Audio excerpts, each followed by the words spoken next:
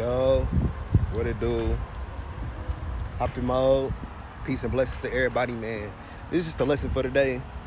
It's a good morning. Happy Friday. Sabbath day is approaching us. Remember to give yourself rest. But look, man. Now, this is, how strong our faith is supposed to be. Now, I started thinking about this the other day because I saw a post and it said, whatever you fear most is where you trust God the least. So faith and trust, all that stuff, all that stuff's supposed to coexist with each other because, you can't have faith without trust and you can't have trust without faith. So with that being said, this is how strong our faith is supposed to be. So now, after I was seeing that, I started thinking about, all the things I may fear because, God tells us not to fear anything but him. There is nothing that mankind, there's nothing that no animal, there's nothing, no spirit, there's nothing, anything that can harm us as long as we is in his hands, right? So I'm thinking like, what do I fear the most that I'm trusting God the least at? But then, as I was thinking, I'm thinking like, how do you actually even trust God, And when it comes to that, you're supposed to walk in faith, as you're doing things in life, such as, say your rent or something need to be paid, like something, I'm thinking about something carnal because, that's what most people, are stuck on. But I could also say, what if you, trusted him to deliver you from a stronghold or something like that? So how do you actually trust him? And I be thinking like I do trust God, but at the same time I be worried.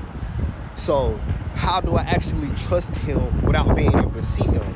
And I started thinking like really deep. And I was walking with my eyes closed, right? And it's the thing. He instantly gave me that answer because as I'm walking with my eyes closed, I start to think like, how does a blind man move on this earth? A blind man that has never seen anything a day in his life, all he can hear is voices and trust the ones that's around him to guide him around. He can't see anything. He gotta maximize his 4 other senses because he no longer have sight. And you gotta understand that he already been trusting God from the beginning, not being able to see. So anybody next to him could be like God, and it's the same thing. We gotta have that faith as a blind man. As I was walking too, I tried practicing, and don't think I'm weird or nothing because I be doing like stuff like that as I'm in nature.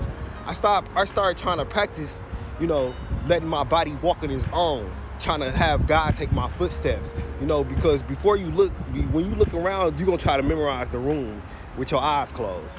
But I started trying to walk with my eyes closed and my body instantly locked up.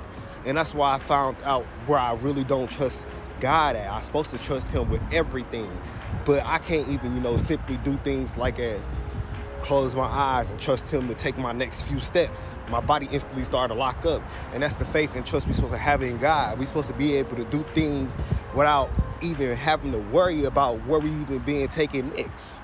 And that's the whole point of this. That's how strong our faith's supposed to be.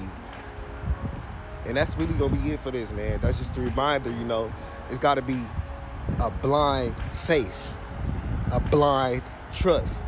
And don't get me wrong, both of those are forms of relationships. You got to build both of those with God as you continue to walk with him. He don't tell you not to trust him without any reason. He's going to show you the signs. He's going to give you peace and show you why you should trust him, because his word is not false. His word is only truth. But you got to have discernment to discern whether it's the devil talking to you or whether it's God talking to you.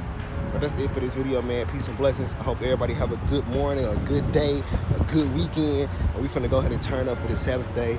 I'm going to catch y'all later, man. Peace.